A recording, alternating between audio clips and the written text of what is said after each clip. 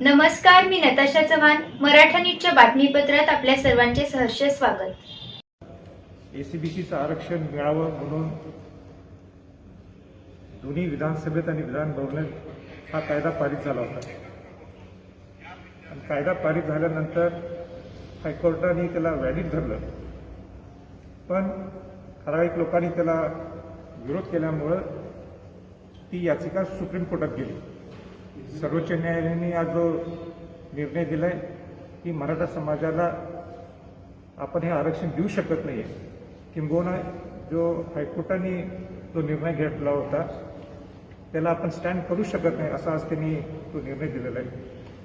शेवटी सर्वोच्च न्यायालयाचा निकाल हा निकाल असतो, पण समाजासाठी हे खऱ्या अर्थाने दुर्दैव आहे असं म्हटलं तर काय चुकीचं होणार नाही. माझी या प्रसंगी एवढीच सगळ्यांना विनंती राहील की जी छत्रपती शाहू महाराजांची भूमिका होती की बहुजन समाजाला आरक्षण मिळावं 1902 मध्ये, त्यावेळी अनुसूचित जाती जमाती ओबीसी आणि मराठा समाजाचा समावेश होता. आणि म्हणून माझा हा गरीब मराठ्यांसाठीच हा लढा होता की बहुजन समाजामध्ये समावेश करून जर घेतला तर जातीय जे मतभेद आहेत हे कमी होतील, विषमता कमी होईल. हा माझा वैयक्तिक एक शिवाजी महाराज शाहूंचा वंशज या नात्याने माझा प्रयत्न होता. पण शेवटी सर्वोच्च न्यायालयाने जो निकाल घेतलाय, जो निकाल दिलाय, तो त्यांचा निकाल असतो, तो मान्य करावा लागतो.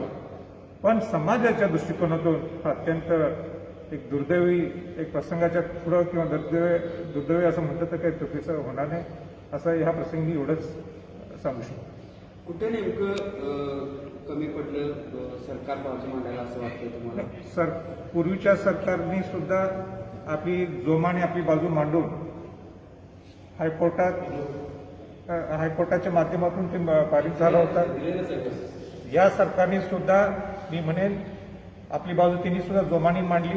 जेवढं शक्य होईल तिथं त्यांनी सेंट्रल गव्हर्नमेंटला सुद्धा ह्याच्यात आणलं. सेंट्रल गव्हर्नमेंटने सुद्धा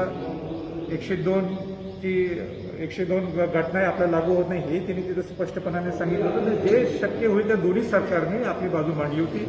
पण शेवटी सर्वोच्च न्यायालयाने निकाल घेतला, निकाल आहे, त्याला आपण काय त्याच्या पलीकडे काय बोलू शकत नाही. पण इतके शांततेत मोर्चे निघालेले होते, आपण देखील म्हणजे आंदोलकांच्या माध्यमातून सांगितलं होतं, अनेकांनी याचिका देखील दाखल केलेल्या होत्या. मग असं काय झालं की जेणेकरून सरकारने त्याची दखल घेतली नाही की म्हणा किंवा तशी बाजू त्या ताकदीने मांडली गेली नाही? सरकारचं ते विषय तर सर्वोच्च न्यायालयाने निकाल दिलेला आहे आणि शांतताप्रिय मोर्चे निघाले. लोकांनी दाखवून दिलं, जगाला दाखवून दिलं की मराठा समाजाला किती गरज आहे त्या आरक्षणाची. आणि अशा पद्धतीने वेळोवेळी ह्या प्रश्न सगळे मांडत गेले आणि सगळ्या पद्धतीने भूमिका ही मांडली गेली. पण सर्वोच्च न्यायालयाला वाटलं की ते आपण 102ची जी म्हणजे इंदिरा साहनीच्या मध्ये परत जायची 50% वर जे आरक्षण देण्याचा जो विषय असतो तिथं जायची काही गरज नाही आहे.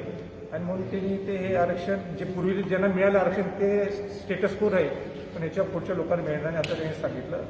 म्हणून सर्वोच्च न्यायालयाचा निकाल असतो निकाल असतो. आता जर उद्रेक झाला तर त्याला जबाबदार कोण असणार? आता उद्रेक झाला उद्रेक होऊ नये मी या मताचं आहे. एक तर एवढी महामारी चालू आहे, कोविडची माणसं मारायला लागलेले आहेत आणि मला असं वाटतं की ह्या मिनिटाला सगळ्यात आपले माणसं जगायला पाहिजे, ह्याच्याकडे सगळ्यांनी लक्ष द्यायला पाहिजे. आणि कुणी हा विषय हातात सुद्धा उद्रेकचा विषय शब्द सुद्धा कुणी काढू नये अशी माझी समाजाला विनंती आहे. या सगळ्या निकाल प्रक्रिया पाहिली तर राज्य सरकार कमी पडलं की केंद्र सरकार कमी पडलं, नक्की काय याची कारण मीमांसा आपण करूया? नाही, मी म्हणणार नाही कोणीच कमी पडलं. सगळ्यांनी आपापली बाजू व्यवस्थित मांडलेली.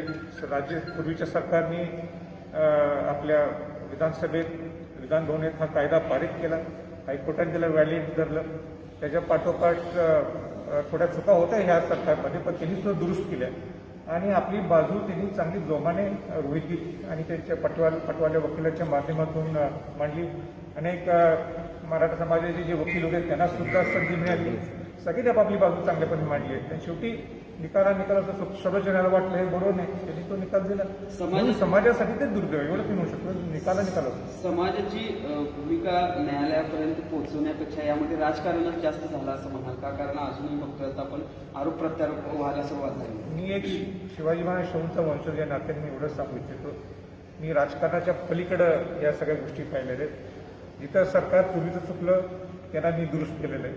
आताच्या सरकारची मुवमेंट जर चुकली तिथेही मी दुरुस्त केली, पण मला वाटतं शेवटच्या टप्प्यात सगळ्या सरकारने म्हणजे केंद्र सरकारने आपली भूमिका मांडली, राज्य सरकारने आपली चांगली भूमिका मांडलेली आहे, पूर्वीच्या सरकारने सुद्धा त्यावेळी त्यांनी भूमिका मांडलेली आहे. सगळ्यांनी आपापल्या मराठा समाजासाठी प्रयत्न केला आणि माझाही प्रयत्न तो प्रामाणिक होता. एक शिवशाहूंचा वंशज या नात्याने एका गरीब मराठा समाजाला आरक्षण मिळावं, ठीक आहे. पण एकच वाईट काय वाटतं मला की बाकीच्या राज्यातल्या लोकांना तुम्ही 50%च्या वर आरक्षण देतात ना, त्या लोकांना सुद्धा तुम्ही सर्वोच्च न्यायालयाने बोलवलं, त्यांचं म्हणणं ऐकून घेतलं.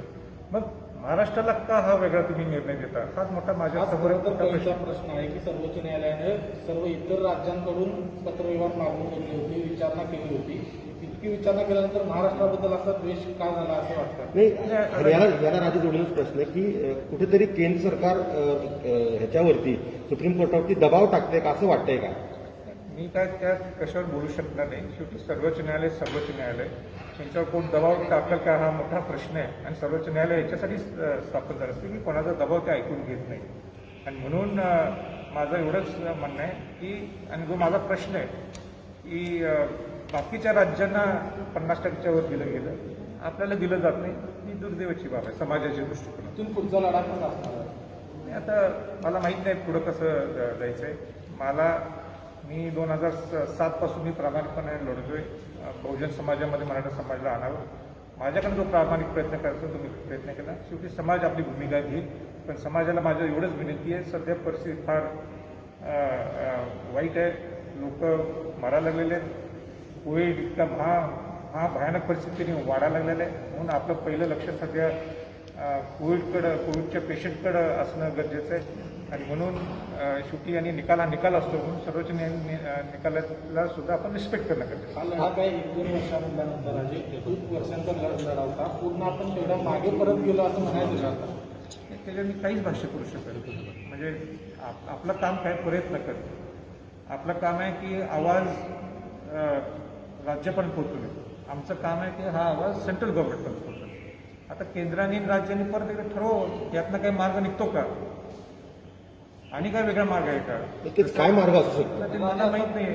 त्यांनी सगळ्या विद्वान लोकांनी बसणं गरजेचं आहे. जसं आज आर्थिक निकषावर तुम्हाला 50%च्या वर दिलं जातं, इतर राज्यात 50%च्या वर दिलं जातं, त्यांना कसं दिलं जातं, मग महाराष्ट्र सरकारला का दिलं जात नाही, याच्यावर आता अभ्यास होणं गरजेचं आहे आणि त्याच्यावर चर्चा होणं गरजेचं आहे. आणि त्याच्यावर केंद्राने आणि राज्यांनी एकत्र येऊन एक निर्णय घ्यायला पाहिजे पडतं नाही, किंवा काय भूमिका घ्यायला पाहिजे. केंद्राने सुद्धा याच्या इंटरव्ह्यू करणं गरजेचं आहे की सुप्रीम कोर्टाने हा निकाल का घेतला, कशासाठी घेतला, मग बाकीच्या राज्यांना कसं दिलं जातं, त्याच्यावर चर्चा व्हायला पाहिजे, आत्मचिंतन होणं गरजेचं आहे. तोपर्यंत आता जसं तुम्ही मध्ये एक पर्याय उपस्थित केला होता की सुपर न्यूमररी, तशा पद्धतीचा काही लाभ द्यायला पाहिजे मराठा नाही, आता तर दुसरा पर्यायच मला दुसरा दिसत नाहीये की सगळ्यात महत्वाचा पर्याय जो आहे तो सुपर न्यूमररी. मी पहिल्या दिवशीपासून म्हणत आलो, त्यावेळी आम्हाला सांगण्यात आलं की ही केस कोर्टात असल्यामुळं त्याला कुठेतरी फटका बसल म्हणून सुपर न्यूमररी नको. आता मला जो पर्याय दिसतोय आणि तो शेवटचा पर्याय तो म्हणजे सुपर न्यूमररी, तो राज्याच्या हातातला आहे, राज्याच्या अधिकारात आहे. महाराष्ट्र सरकारने ताबडतोब सुपर न्यूमररीच्या पद्धतीने शिक्षणात तुम्ही वाढीव सीट्स द्या, तुम्ही द्या, युनिव्हर्सिटीजना इन्स्ट्रक्शन्स द्या, तुम्ही बाकीच्या शिक्षण ज्या संस्था आहेत त्यांना इन्स्ट्रक्शन्स द्या, मेडिकल काउन्सिलकडनं तुम्ही मेडिकल काउन्सिलच्याकडनं परवानगी घ्या. तुम्हाला काय ते लॉमध्ये यायचं तर लॉचे जे डिपार्टमेंट्स दिली त्यांच्याकडनं परमिशन्स घ्या आणि तुम्ही सुपर न्यूमररी वाढीव तुम्ही सीट्स द्यायलाच पाहिजे. आता त्याच्याशिवाय दुसरा पर्याय नाही. आणि त्याला तर तुम्हाला सर्वोच्च न्यायालयाची काही परवानगी लागत नाही, त्याला तुम्हाला सेंट्रल गव्हर्नमेंटकडे जावं लागत नाही. ज्या डिपार्टमेंट्स आहे, जसं मेडिकल आहे सेंट्रल गव्हर्नमेंटशी कनेक्टेड आहे ना, तुम्ही मेडिकल काउन्सिलची परवानगी घ्या. किंबहुना राज्यात तुम्हाला कुठं शिक्षणात तुम्हाला वाढवायचे सीट्स आहेत, ते तुम्हाला कोणाची जबाबदारी, तर पूर्णपणे अधिकार हा महाराष्ट्र शासनाचा आहे.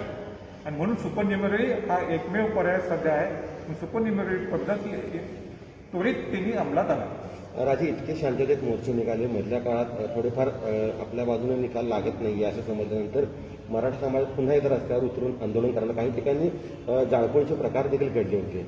आता तर पूर्णतः निकाल आपल्या विरोधात लागल्यानंतर मराठा समाजाला काय आवाहन करणार?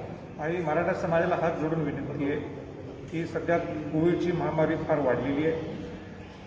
आपलेच लोक, त्याला जातपात नाही आहे, आपलेच लोक हे वारलेत, संख्या भयानक परिस्थिती चालले. ह्याला आपण जर कंट्रोल करू शकलो नाही तर आपल्याला आरक्षण काय दुसरं काहीच मिळणार नाही. म्हणून पहिलं आपले लोक जीवित राहायला पाहिजे. कोरोनाची महामारी हे संपुष्टात द्यायला पाहिजे, ह्याच्याकडे लक्ष द्यायला पाहिजे. मग महाराष्ट्र सरकारसारख्या लोकांनी जर सुपरन्युमरी ही पद्धत आहे, हे सुपरन्युमरीच्या माध्यमातून तुम्ही शिक्षणात तुम्ही हे सीट्स वाढवावं, जे हातात येतं तुम्ही ते करावं. आणि नंतर विद्वान लोकांनी एकत्र बसायला पाहिजे, ज्याच्यात तुम्ही सेंट्रल गव्हर्नमेंटच्या लोकांशी आपण बोलणी करायला पाहिजे, राज्यातल्या लोकांशी बोलणी करायला पाहिजे. यात आणि काय वेगळा मार्ग निघतो का? तर शेवटी निर्णय हा सर्वोच्च न्यायालयाचा निर्णय हा निर्णय असतो, तो रिस्पेक्ट करणं गरजेचं आहे. पण रिस्पेक्ट करत असताना हेही मला सांगायचं आहे की समाजासाठी हा निर्णय दुर्दैवाचा आहे. आजचा निकाल पाहता कुठेतरी राज्य सरकार अपयशी ठरलं असं वाटतंय का? मी मगाशी बोलल्याप्रमाणे मी सांगतो, वेळोवेळी तेच प्रश्नाचे उत्तर द्यायला माझी इच्छा नाही की सगळ्यांनी आपल्या पद्धतीने प्रामाणिक प्रयत्न केले. पूर्वी देवेंद्र फडणवीस सरकारने प्रामाणिक प्रयत्न केले, ज्याच्यामुळे कायदा पारित झाला, नंतर तो व्हॅलिड झाला. राज्य सरकार, आत्ताचं राज्य सरकार ठाकरे सरकारने सुद्धा प्रामाणिक प्रयत्न केलाय, त्यांनी आपली बाजू मांडली. सेंट्रलनी सुद्धा जे 102 घटनेचा जो विषय होता तो सुद्धा त्यांनी मांडला. पण मला कोणाला बोट दाखवायचं नाही की हा चुकलाय तो चुकलाय. यातनं आधी काय मार्ग निघतो का, हे विद्वान लोकांनी सेंट्रल गव्हर्नमेंटच्या लोकांना किंवा स्टेट गव्हर्नमेंटच्या लोकांना सांगावं. तोपर्यंत तुम्ही सुपरन्युमरी देणं हाच एकमेव पर्याय दिसतो. आणि समाजाला माझी विनंती आहे, काही उद्रेक असं करू नका, कारण का आत्ता एक तर सर्वोच्च न्यायालयाच्या शब्दाला आपण रिस्पेक्ट करणं हे महत्त्वाचं आहे. त्याच पाठोपाठ ही जी कोरोनाची महामारी वाढलेली आहे, तिथं लोकांना कुठं त्रास होणं, शेवटी मनुष्य हा मनुष्य असतो. त्यांना त्या मनुष्याचं जीवन ते सांभाळणं, त्याला प्रोटेक्ट करणं, त्याला संरक्षण देणं हे आपलं काम आहे. त्याच्याकडे सगळ्यांनी लक्ष देणं गरजेचं आहे. ताज्या बातम्यांसाठी मराठा न्यूजला सबस्क्राईब करा आणि बेल आयकॉन प्रेस करा.